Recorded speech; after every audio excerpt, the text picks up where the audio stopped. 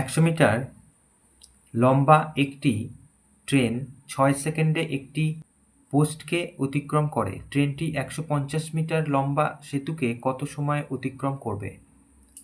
তাহলে এটা একটা খুব ভালো অঙ্ক। তবে এক্ষেত্রে দুটো বিষয় মনে রাখতে হবে। যে কোনো পোস্টকে যদি কোনো ট্রেনকে অতিক্রম করতে হয় তাহলে তার নিজের দৈর্ঘ্য যেতে হয়। তাহলে এখানে এই পোস্টটাকে অতিক্রম করতে গেলে ট্রেনটাকে 100 মিটার যেতে হবে, তো সেক্ষেত্রে 6 সেকেন্ড সময় লেগেছে। আর একটা কি বিষয় মনে রাখতে হবে, এবং তার সাথে সাথে এটাও মনে রাখতে হবে, একটি সেতুকে বা সেটা হতে পারে একটি প্ল্যাটফর্মকে যদি অতিক্রম করতে হয় কোনো ট্রেনের, তাহলে সেক্ষেত্রে ট্রেনের দৈর্ঘ্য যেতে হবে এবং তার সাথে সাথে সেতুর দৈর্ঘ্য যদি দেওয়া থাকে সেটাও যেতে হবে, অথবা প্ল্যাটফর্মের দৈর্ঘ্য যদি দেওয়া থাকে তাহলে ট্রেনের দৈর্ঘ্যের সাথে সেই প্ল্যাটফর্মের দৈর্ঘ্যও যেতে হবে।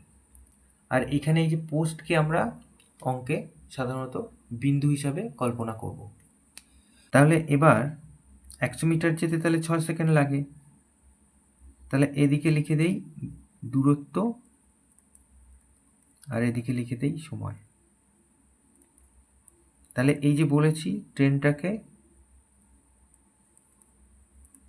তার নিজের দৈর্ঘ্য যেতে হবে পোস্টটাকে অতিক্রম করার জন্য, তাহলে 100 মিটার গেছে সে 6 সেকেন্ডে।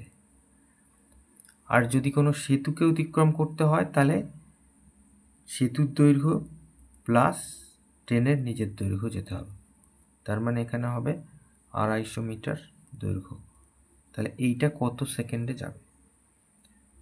তাহলে এক্ষেত্রে আমরা লিখে দিই 100 মিটার যেতে সময় নেয়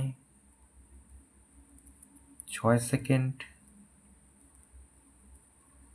1 মিটার যেতে সময় নেয় 6-এর 100 সেকেন্ড, অতএব 250 মিটার যেতে সময় নেয়।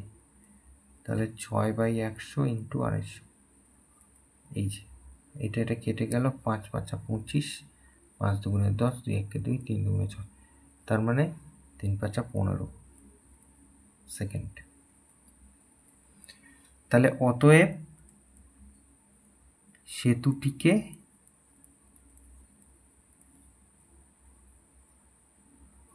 অতিক্রম করতে ট্রেনটি 15 সেকেন্ড সময় নেবে।